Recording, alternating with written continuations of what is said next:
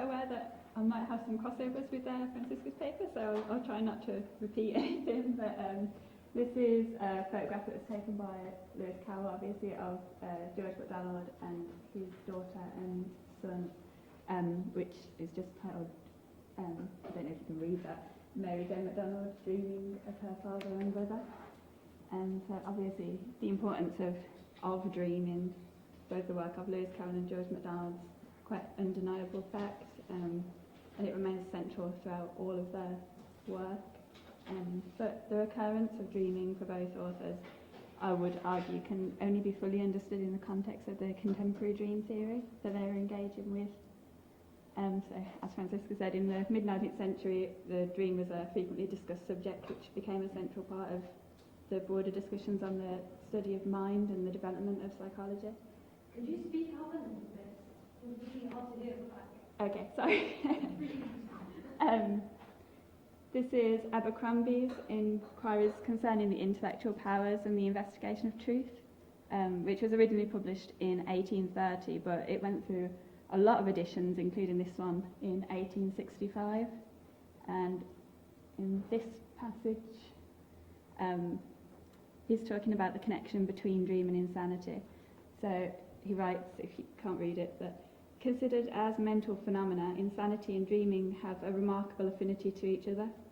In both states, visions or impressions of the mind itself are believed to have a real and present existence in the external world, and reason fails to correct this belief by the actual relations of external things. The great difference, he explains, is that in insanity the impression is permanent, while in dreaming the vision is dissipated upon waking. On February the 9th, 1856, Carroll makes his own interest in the subject clear in his diary, where he writes, "Query, when we are dreaming, and as often happens, have a dim consciousness of the fact and try to wake, do we not say and do things which in waking life would be insane? May we not then sometimes define insanity as an inability to distinguish which is the waking and which is the sleeping life? We often dream without the least suspicion of unreality.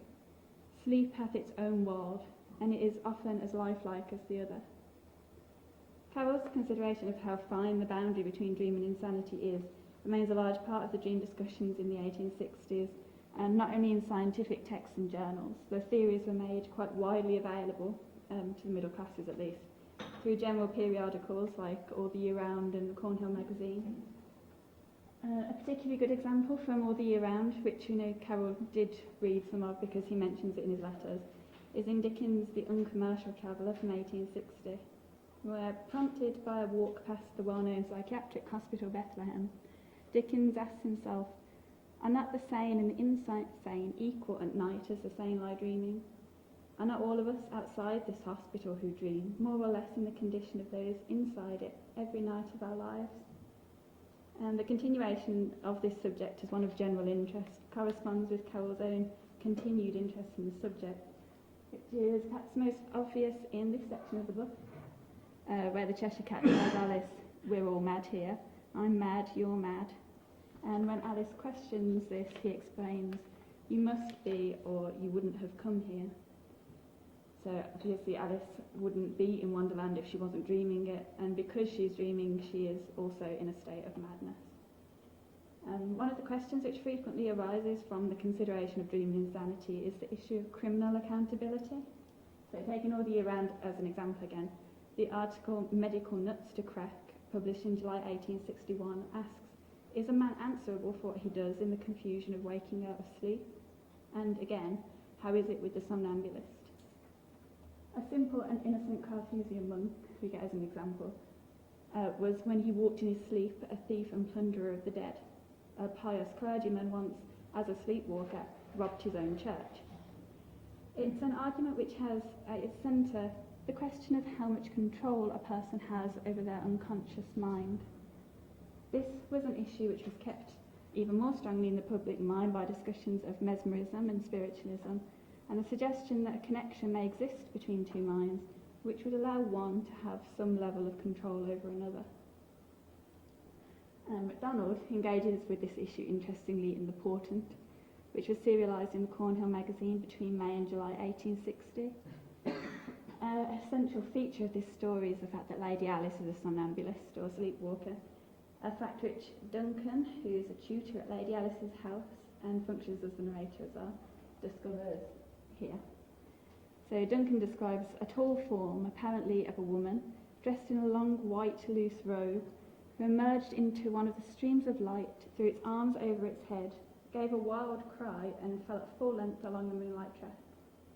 He goes on to explain that as a somnambulist, Lady Alice had been startled by the noise of his advance, and the usual terror and fainting had followed, a fact which implies some knowledge of the usual behaviour of somnambulists. It's obvious in this moment of discovery that Lady Alice has no control over her actions, which are far from obeying social norms.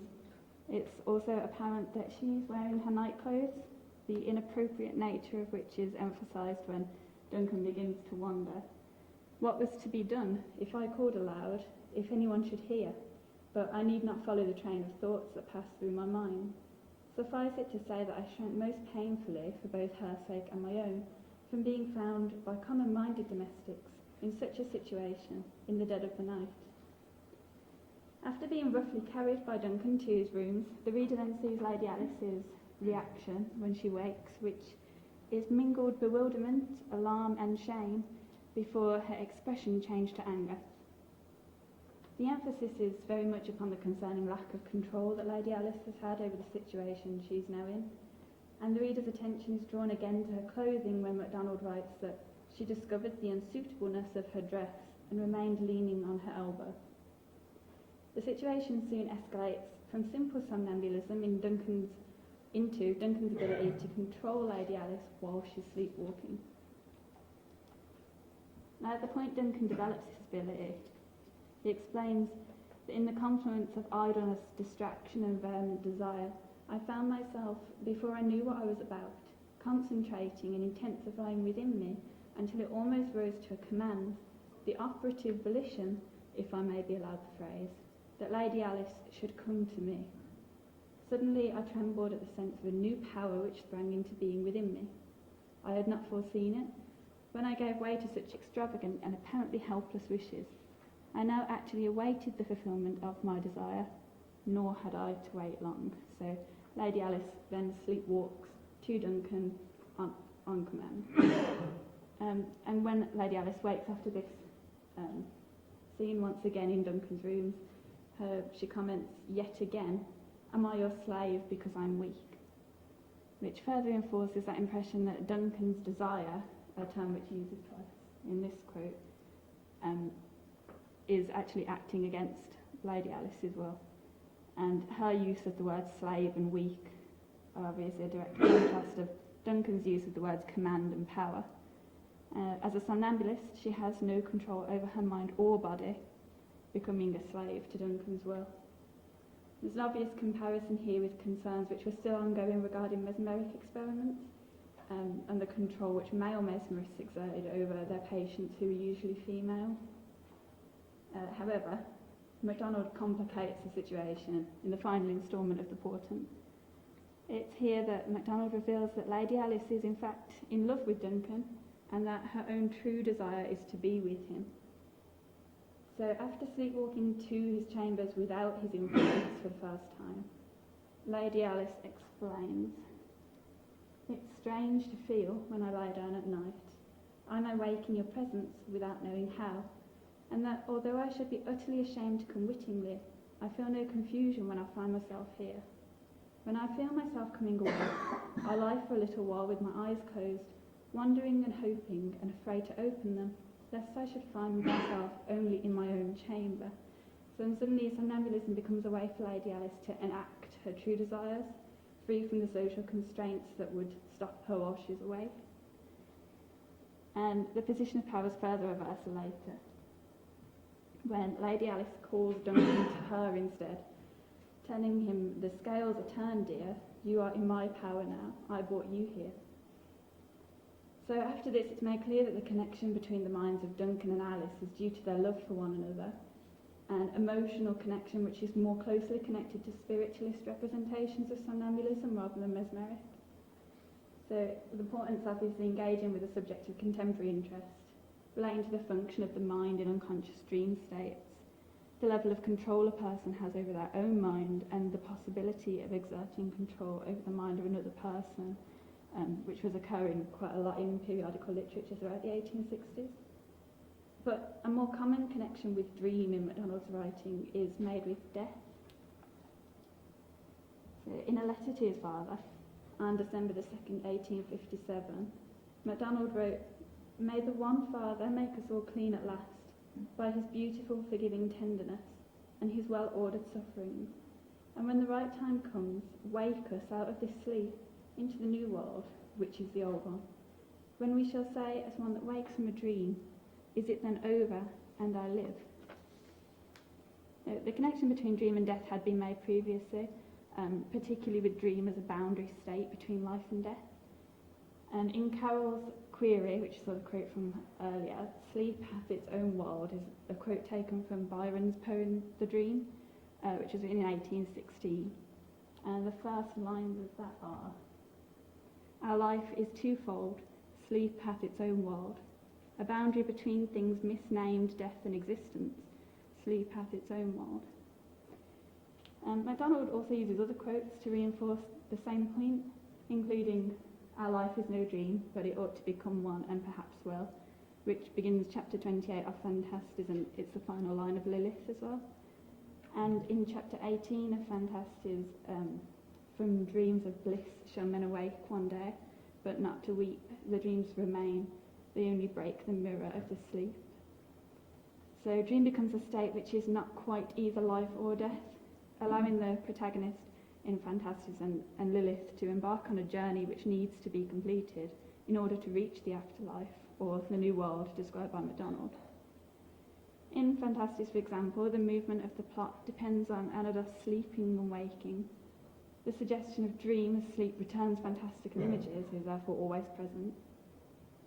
And we've seen this part before today, but so when Anados first enters fairyland, he wakes in his bed and watches as the objects in his room gradually begin to transform.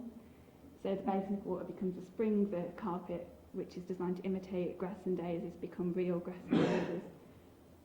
So association was a commonly discussed dream theory. It's the one which Abercrombie promotes, but it's a lot earlier than that. It's David Hartley in the 1700s. So there's a certain suggestion in this scene of Phantastes that Anados has not actually woken up. He's still dreaming, and the objects in fairyland are reflecting those in his own room for that reason. So it's when Anados dies in fairyland that he wakes into his old life, which is a further suggestion that the events of fairyland are a dream, but the reader's reassured that they definitely weren't when we find that Anados has been missing for 21 days, which is obviously actual time. And in Lilith as well, the protagonist is frequently sleeping, waking and dreaming as his journey progresses, and he periodically questions whether he's dreaming or whether his previous experience was a dream. In the final chapter, he asks, "Can it be that that last waking also was in the dream, that I'm still in the chamber of death, asleep and dreaming, yet not ripe enough to wake? And if that waking was itself but a dream, surely it was a dream of a better waking yet to come." And this demonstrates, unlike Phantastes, the reader's never sure whether the scenes of Lilith are dream or not. At times, when the narrator returns to the original scene of the story and seems to have woken, a fantastical event once again merges it back into a dreamlike scene. And obviously the several layers of Lilith contribute to that. In this way, the movement of the plot's very similar to Wonderland and Looking Glass Land, where the sudden changes of scene and the unexpected metamorphosis of characters carry the plot along in the style of dream. And the same can be said of Sylvie and Bruno, obviously, where, in a similar way to MacDonald, the scenes change so seamlessly between dream and reality, it's difficult to distinguish where the change occurred. So Carroll's method of doing this can be seen quite clearly in this passage, which could be read as a conversation between the same two people, and it does work as such. But the first line of dialogue is in the real world, spoken by Lady Muriel to the narrator. The final line spoken by the subwarden's wife in the dream world of Outland, although this is only made clear when she speaks to Ugug, who's one of the Outland characters. And the middle line, which is spoken to the narrator, works in both worlds, so it seamlessly binds the dream world and reality together. As in Lilith, the narrator is as openly confused as the reader is supposed to be, and considers that either I've been dreaming about Sylvie and this is the reality, or else I've really been with Sylvie and this is a dream. Is life itself a dream, I wonder? And although he doesn't address it in the same way or with the same depth as MacDonald, in this we also see the connection between dream and death which MacDonald makes, where life is the dream and it is only after death that one wakes into the new world. So, to conclude, as interest in the study of mind developed throughout the 19th century, numerous discussions of everything from physiological psychology to the compatibility of new scientific thought and biblical prophetic dreaming could be found easily in periodical literature. And in the fiction of both Carroll and MacDonald, the same themes arise, from the romantic combination of dream and death to the connection between dream and insanity with Carroll and the moral implications of connected minds and somnambulism. Both authors were engaging with these contemporary discussions, and it seems unlikely that as a theme which was so important to them both, that they didn't also discuss dream with one another.